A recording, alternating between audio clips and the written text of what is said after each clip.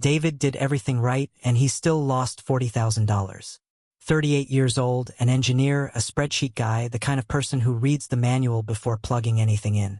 2 years ago, he sold some stock, took $80,000, and built his dream, a small Bitcoin mining farm in a rented warehouse, 20 machines humming like a swarm of angry hairdryers. He'd run the numbers looked beautiful, and if you've ever looked at a mining profitability calculator and felt that little spark of, wait, this actually works, then you already know exactly how David felt. By the end of this video, you'll know 3 specific things. 1. The real, complete cost of producing a single Bitcoin in 2026, not the fantasy number calculators show you. 2. The one metric that professional miners watch obsessively, that almost no beginner has ever heard of. And 3. A 5-question framework that tells you whether mining or simply buying Bitcoin is the smarter move for your specific situation.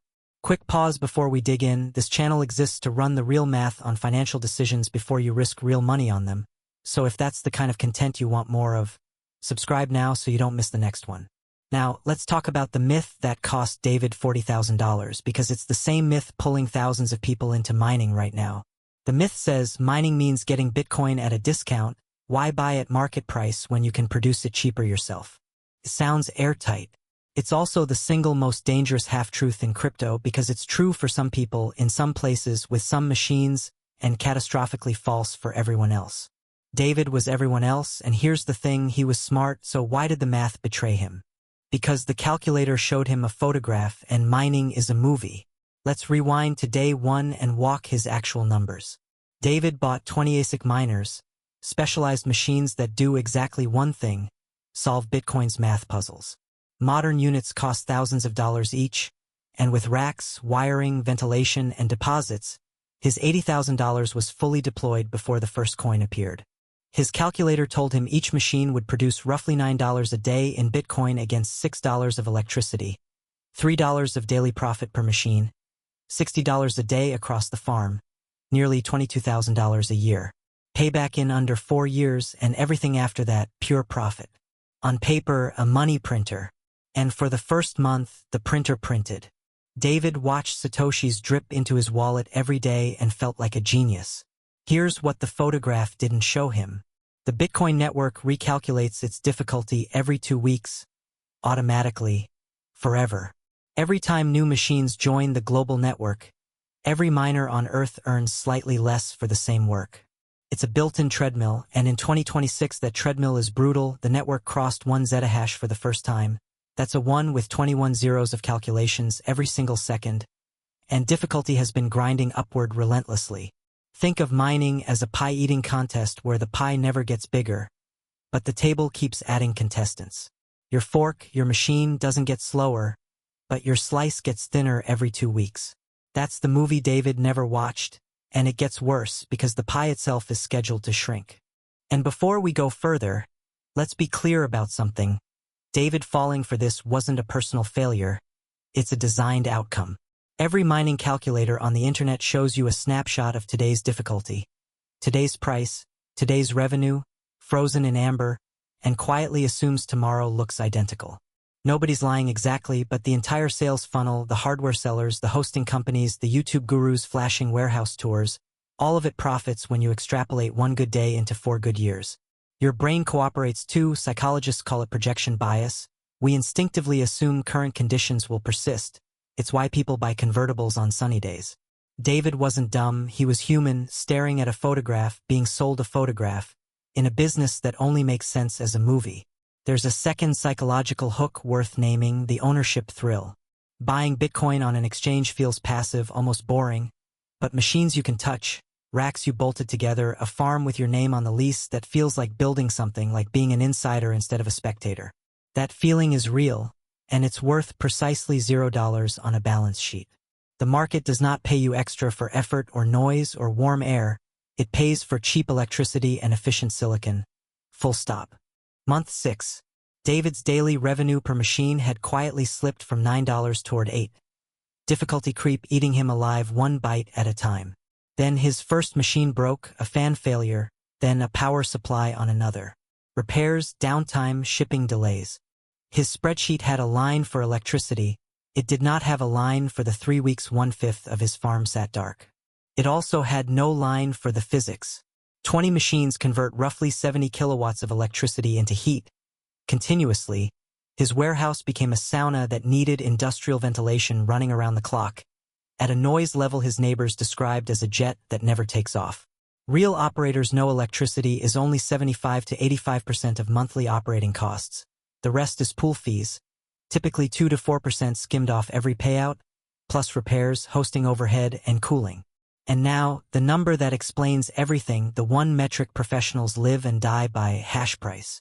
Hash price is the daily revenue earned per unit of computing power, measured in dollars per petahash per day. It bundles Bitcoin's price, network difficulty, and transaction fees into one honest number. When David started, hash price was comfortable. As of July 2026, it sits around $29 per petahash per day, among the lowest levels in mining history, and industry analysis suggests many miners begin shutting machines down when it drops below roughly 35. That single number is the tide the entire industry swims in, and here's the reveal that reframes everything. David thought he was running a technology business. He wasn't. A mining farm is an energy arbitrage business wearing a technology costume. You are buying electricity at one price and selling it back to the world, converted into Bitcoin at another. The machines are just the converter, which means the entire game, the whole thing, collapses into one question: what do you pay per kilowatt hour?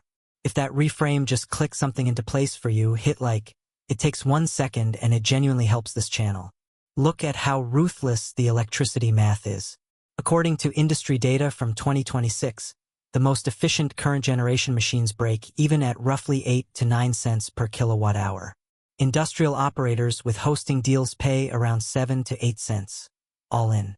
Residential electricity in most of the US runs 16 to 20 cents. That gap is not a detail, it is the entire business. At industrial rates, one popular machine costs about $210 a month to run. At residential rates, the same machine costs about $420. Same hardware, same Bitcoin, double the cost, purely because of the power contract. David was paying 14 cents in his warehouse. Read that sentence again, because it was the moment his fate was sealed on day one, before a single machine was ever plugged in. Everything else, the difficulty creep, the repairs, the fees, just decided how fast the ending would arrive. Year 1 checkpoint. David's farm was roughly breaking even on operations. Revenue barely covering power and fees. Nothing left to recover his $80,000 of hardware. And the hardware itself was aging toward obsolescence as newer, more efficient machines shipped. Then came the stress test. Bitcoin had touched an all-time high around $126,000 in October of 2025, and then slid all the way into the 60,000s. For miners, a price drop is a double punch. You earn the same number of coins, but each one is worth far less, while your electric bill doesn't drop a single cent. Around the turn of the year, an estimated quarter of the entire network's computing power went offline as unprofitable operators surrendered, and in the first quarter of 2026 alone, public mining companies sold more than 32,000 Bitcoin, the largest institutional miner sell-off on record. Even the giants were bleeding. For David, the crash exposed the cruelest trap of all, the one nobody warns beginners about. His plan had always been to hold the Bitcoin he mined and let it appreciate, but the electric company doesn't accept conviction as payment. The bill arrives in dollars every month no matter what. So he was forced to sell his freshly mined coins at crash prices just to keep the lights on, selling the bottom month after month, the exact opposite of the strategy he built the farm to execute. A buyer can wait out a bear market doing nothing, a miner with monthly costs cannot, and that difference, patience versus obligation, is the hidden tax on the whole business. Month 20. David unplugged his machines. He sold his fleet at roughly a third of what he paid. Hardware depreciates viciously when margins compress, cleared his debts, and walked away with about 40,000 of his original 80. And here's the fact that should sting every person watching: if David had taken that same $80,000 and simply bought Bitcoin on day one, held it through the exact same crash, he would still have been meaningfully better off than he ended up as a miner. Same asset, same conviction, same timeline, wildly different outcome, decided entirely by the vehicle he chose. Now, before you conclude mining is a scam, slow down, because that's the opposite lesson. Mining works brilliantly for the right operator. Industrial miners with cheap power and modern machines produce Bitcoin today for somewhere between $32,000 and $55,000 per coin, genuinely below market price, running margins of 20 to 50%. The business is real. What's false is the idea that the business is available to everyone. Mining isn't a lottery ticket, it's a manufacturing plant and manufacturing reward scale, cheap inputs and operational excellence, not enthusiasm. There's one more cliff on the horizon you need to know about. Roughly every 4 years, Bitcoin cuts the mining reward in half. It's called the halving, it's written into the code, and it is non-negotiable. The April 2024 halving dropped the reward to 3.125 Bitcoin per block, and public miners saw their average production cost per coin jump from around $17,000 to nearly $38,000 overnight. The next halving arrives in 2028 and cuts the reward in half again. Every miner's business plan has an earthquake pre-scheduled on the calendar, and survival depends on either Bitcoin's price rising enough to compensate or costs low enough to absorb the shock. So here's the framework, 5 questions in order that tell you which side of this business you'd actually be on. David answered them honestly. 18 months too late, you get to answer them today. Question 1. What is your true, all-in electricity cost per kilowatt hour, including cooling, hosting fees, and overhead? If that number is above roughly 8 cents, in today's conditions, stop, the math almost certainly doesn't work, and no machine on the market can save you.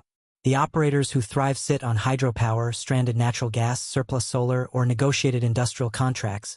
And if you don't have access to something like that, you're not competing in the same sport, you're just wearing the same jersey. Question 2. Can you buy current generation hardware, machines under roughly 15 joules per terahash? Efficiency is your only armor against the difficulty treadmill, and older machines, however cheap they look, are liabilities dressed up as bargains. Question 3. Have you stress-tested your model at a Bitcoin price 30 to 50% below today's, and at difficulty 25% higher?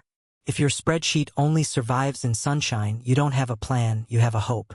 Question 4. Do you have a repair plan and honest uptime expectations? Machines break, and every dark day is revenue that never comes back. And question 5, the big one, after all of that, does mining still beat simply buying Bitcoin with the same money? Professionals literally compute this. They compare their all-in cost per coin against just purchasing it, and if production doesn't clearly win across multiple scenarios, they buy instead. No ego, just math. That's the whole secret. And notice something, David's story wasn't a tragedy of stupidity, it was a tragedy of incomplete information. He ran a photograph when he needed a movie. You now have the movie. Where's David now? Still stacking Bitcoin, actually, just differently, a fixed automatic purchase every month. No fans screaming in a warehouse, no 2 a.m. alerts about dead power supplies. He told me the strangest part was the relief, realizing that wanting exposure to an asset and wanting to run an industrial operation around that asset are two completely different ambitions, and confusing them is what really cost him $40,000. He didn't lose because he believed in Bitcoin. He lost because he accidentally opened a factory when he meant to open a savings account. One honest note before you go. Everything in this video is education, not financial advice. Mining economics shift every single month with difficulty and price. So always run your own numbers with live data before committing $1. And that's the empowering part. You can run those numbers tonight in 30 minutes with the 5 questions you just learned, and know with real confidence whether a mining farm is your opportunity or your trap. That puts you ahead of 95% of the people buying machines on impulse right now. So here's my question for the comments, and I genuinely read everyone. Are you team mine it or team just buy it, and what's the electricity rate where you live? The answers from around the world are always fascinating. And if this video showed you something new, subscribe, because next up I'm breaking down the strategy the wealthy use to unlock cash from their assets without ever selling them. And after today's video, you'll see exactly why that changes the game. See you there.